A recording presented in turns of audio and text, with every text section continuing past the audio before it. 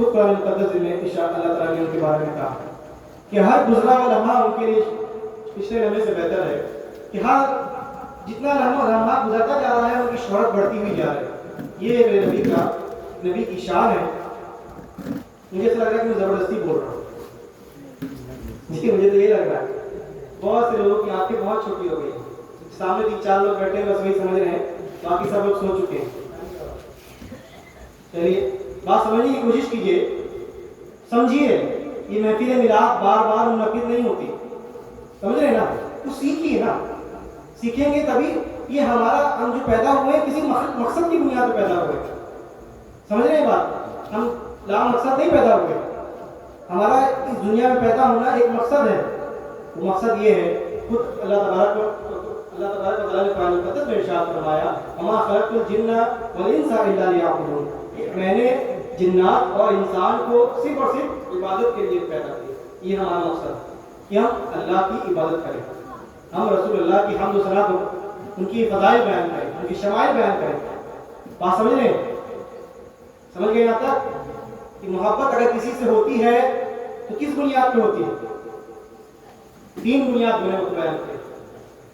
انسان کی فطرت کیا ہے؟ شہرت یافتہ ہو تو انسان اس سے محبت کرنے لگتا ہے، حسن اچھا ہو، چہرہ خوبصورتی اچھی ہو تو رسول اللہ سے انسان محبت کرنے لگتا ہے. تیسری بات میں نے بیان کی کہ اخلاق اگر اچھا ہو، نیچر چرتر اگر اچھا ہو تو اس سے محبت ہونے لگتی ہے. کہ کوئی آپ سے پیار سے بات کر لے تو اس سے محبت ہونے لگتی ہے. کوئی آپ سے اچھے سے بات کر لے پیار سے، اگر چھوٹا ہے تو ایسے کہے بیٹے، کوئی پیار سے اگر بات کر لے تو اس سے محبت ہو جاتی ہے. اچھا انسان ہے، اس سے دل کنیکٹ ہو جاتا ہے، اس سے دل جڑ جاتا ہے. سب سے اچھا اخلاق اگر اس دنیا میں کسی کا ہے تو میرا نبی کریم صلی اللہ علیہ وسلم. ہم کیوں نہیں اپنا رہے؟ میں اخلاق کی بنیاد ایک واقعے کے حساب، وہ اخلاق کیا ہے میں واقعے کے سبب آپ کو بیان کر دوں. تمثیلاً آپ سے یہ واقعہ سچا ہے لیکن آپ سمجھنے کی کوشش کیجیے. مجلس نبی لگی ہوئی ہے اور صحابہ کرام رسول اللہ کے قریب بیٹھے ہوئے اور اسی دیر رسول اللہ بیان دے رہے ہیں، صحابہ کرام ان کے بیان کو سن رہے ہیں. اتنی دیر میں ایک صحابی آتے ہیں اور کہتے ہیں کہ یا رسول اللہ 3 دن سے میں اپنے بیٹے سے نہیں ملا، 3 دن سے میرا بیٹا غائب ہے، 3 دن سے میں اپنے بیٹے سے ملاقات نہیں کیا. آپ دعا کر دیجئے کہ میرا بیٹا مل جائے. میں بہت پریشان ہوں، میری اہلیہ پریشان ہے، میں 3 دن سے کھانا بھی نہیں کھایا، کسی طرح گزارا ہو رہا ہے، میرا بیٹا نہیں مل رہا. تو رسول اللہ دعا کے لحاظ اٹھاتے ہیں تو ایک صحابی، جو صحابی بیٹھے ہوئے تھے ان میں سے ایک صحابی یہ کہتے ہیں کہ اے شخص، میں نے تمہارے بیٹے کو فلاں باغ میں ابھی تھوڑی دیر پہلے کچھ بچوں کے ساتھ کھیلتا ہوا دیکھا ہے. تو وہ صحابی جانے لگتے ہیں اس باغ کی طرف.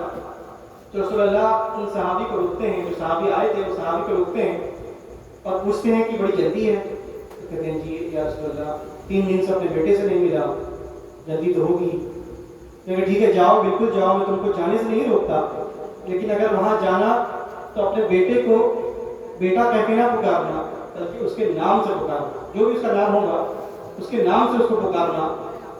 تو صحابی پریشان تھے تو اور پریشان ہو جاتے ہیں، کہتے ہیں کہ یا رسول اللہ آخر بیٹا تو میرا ہی ہے، سگا بیٹا ہے، اپنا بیٹا ہے، میں اپنے بیٹے کو بیٹا کہہ کے کیوں نہ پکاروں، اے بیٹے ایسے کر کے کیوں نہ پکاروں.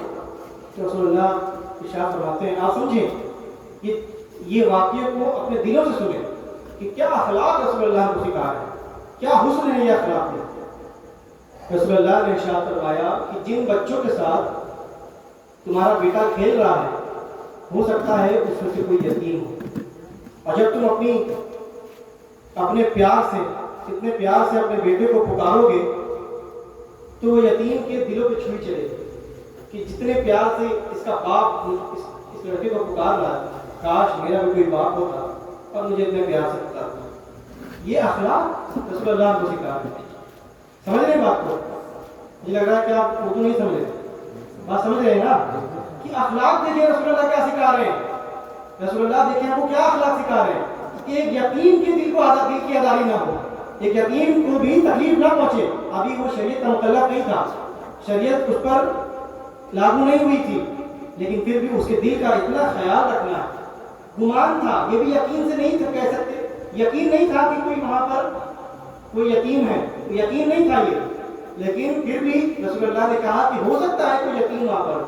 ہم کو یہ حسن، یہ اخلاق اپنانا ہے کہ گمان میں بھی اگر یہ ہو کہ کسی کو تکلیف پہنچ جائے تو ہم یہ کام نہ کریں.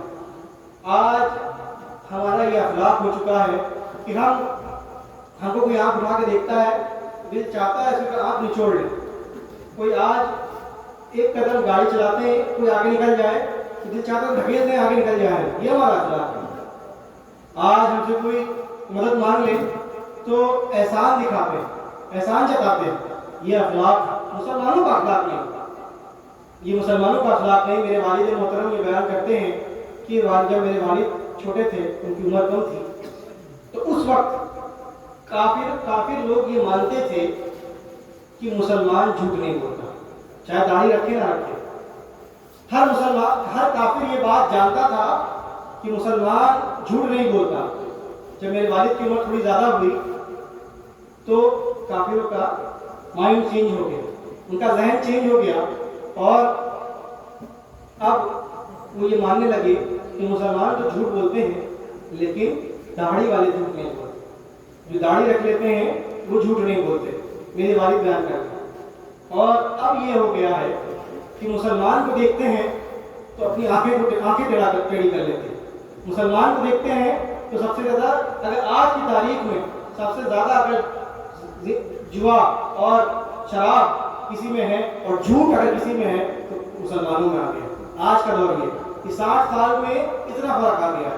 تو جب اتنا فرق آ جائے گا تو ہم بھی تو برباد ہو جائیں گے نا. ہم نے آپ کو پہلے بیان کر دیا کہ ہمارے پاس کچھ نہیں ہے. یہ شہرت، یہ عزت ہم کو رسول اللہ سے ملی. میں کچھ بھی نہیں ہوں، رسول اللہ کی نسبت سے لوگ آپ مجھے جانتے ہیں. آپ کچھ نہیں ہیں، آپ کی عزت رسول اللہ کی بنیاد پر. تو کیوں نہیں ہم ان کے دربار سے فیض پاتے ہیں؟ کیوں نہیں ان کے اخلاق کو اپناتے ہیں؟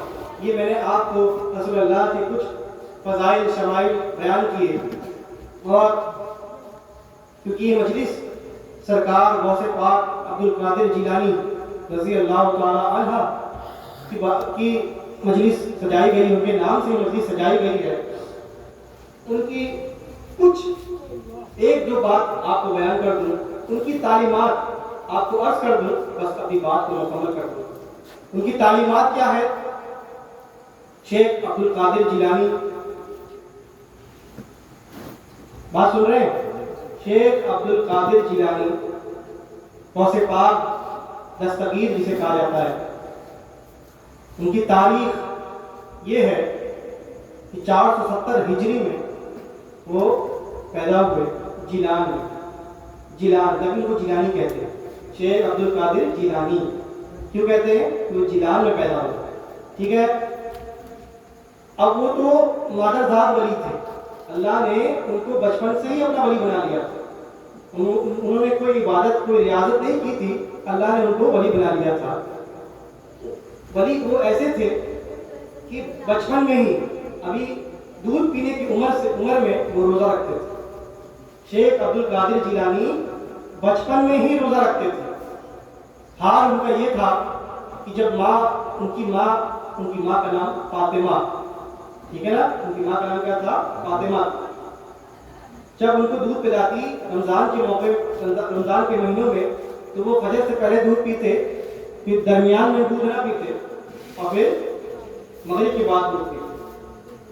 یہ بچپن سے ہی اتنے چھوٹے تھے. یہ ان کی کرامت ہے. کرامت تو بے شمار آپ نے سنی ہوگی، آپ ان کی تعلیم کو اپنائیے. کرامت آپ نے بے شمار سنا ہوگا. اتنی کرامتیں کسی کی نہیں سنی ہوگی جتنی شیخ عبد القادر جیلانی کی سنی. علماء کا اس بات پر اتحاد ہے کہ جتنی کرامتیں شیخ عبد القادر جیلانی کی ظاہر ہوئی ہے اتنی کسی اور کی نہیں ظاہر ہوئی. شیخ عبد القادر جیلانی تمام ولیوں کے سردار، تابعین کے زمانے سے لے کر امام مہدی تک تمام ولیوں کے سردار شیخ عبد القادر جیلانی. بات سمجھ رہے ہیں نا؟ شیخ عبد القادر جیلانی عام انسان نہیں تھے. اہل سنت والجماعت کا تو اس بات پہ اتفاق نہیں کہ وہ اللہ کے ولی ہیں. غیر مقلد بھی اس کی بات مانتے ہیں. ہر شیعہ، غیر مقلد، وہابی، دیوبندی، ہر کوئی یہ بات جانتا ہے، ہر کوئی یہ بات کہتا ہے کہ شیخ عبد القادر جیلانی اللہ کے ولی تھے۔ ابن تیمیہ بھی یہ بات، جو ابن تیمیہ کون جانتے ہیں، جس نے وہابیت کی بنیاد رکھی ہے، وہ بھی یہ بات مانتا ہے کہ شیخ عبد القادر جیلانی اللہ کے ولی تھے۔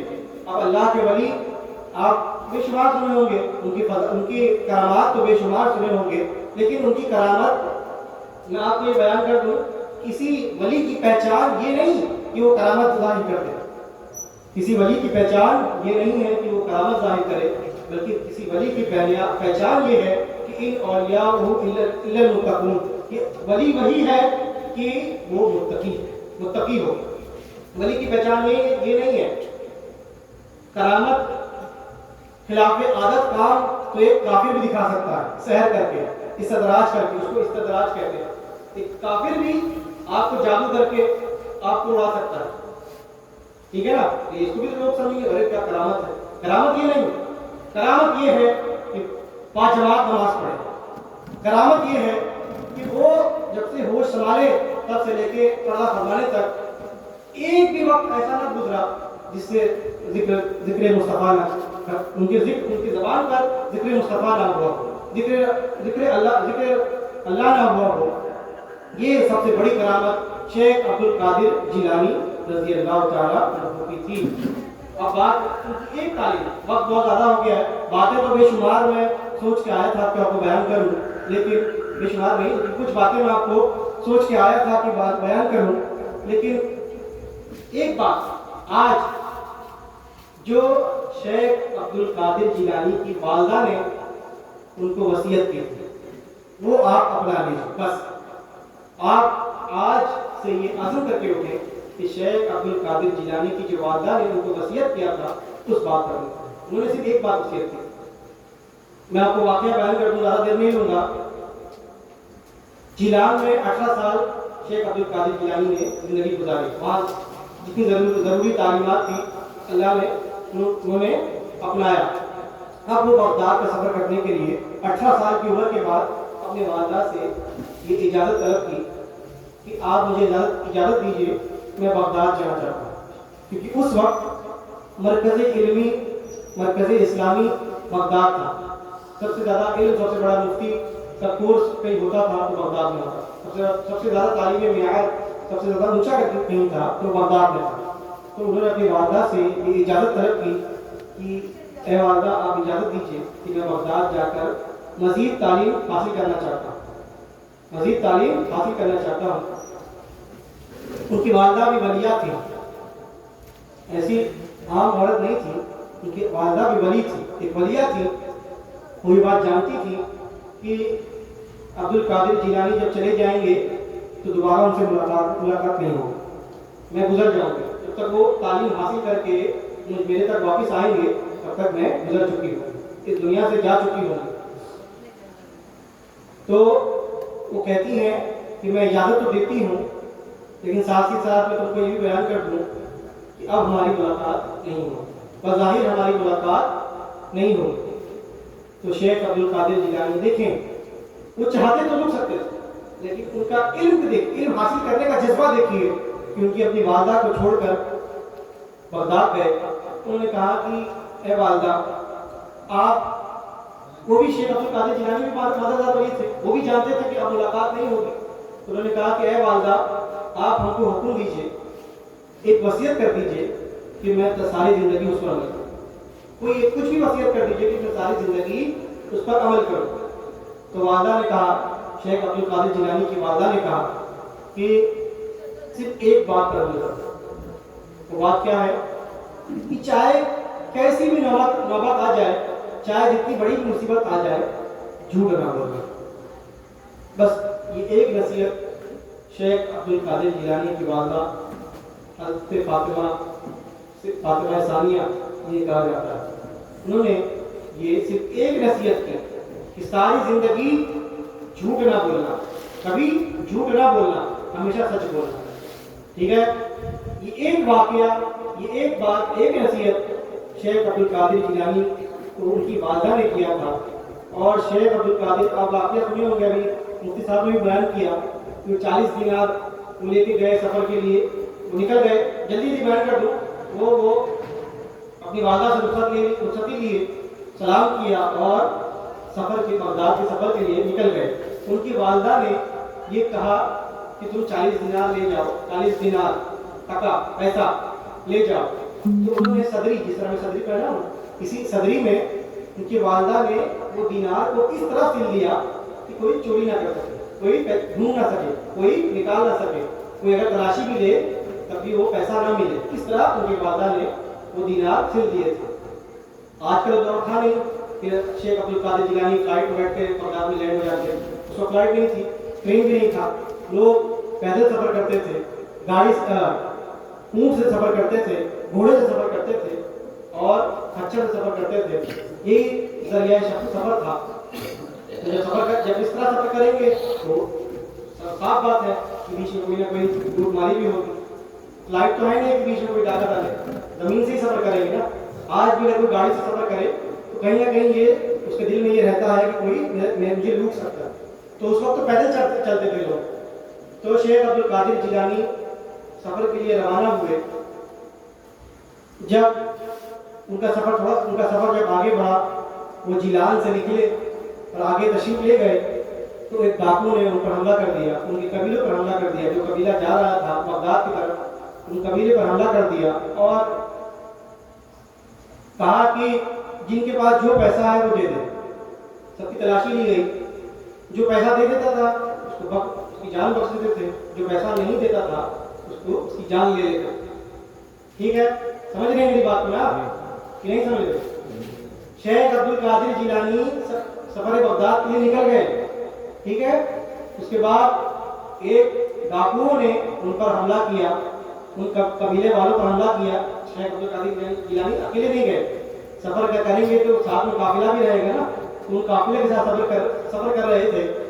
جب سفر کرنے کر رہے تھے تو ان پر حملہ کر دیا اور کہا کہ جو مال جس کے پاس ہے سب دے دو۔ سب کی تلاشی لی گئی، جو مال جس کے پاس تھا سب دے دیا گیا۔ تو شیخ عبد القادر جیلانی کے پاس ایک شخص آیا اور کہا کہ تمہارے پاس کوئی پیسہ ہے، کوئی روپیہ ہے، ٹکا ہے؟ کہتے ہیں ہاں ہے۔ کتنا ہے؟ 40 دینار ہے، لگا دو۔ تو یہ دینے کے لیے نہیں کہتا، وہ کہتا ہے کہ پھر وہ تلاشی لیتا ہے۔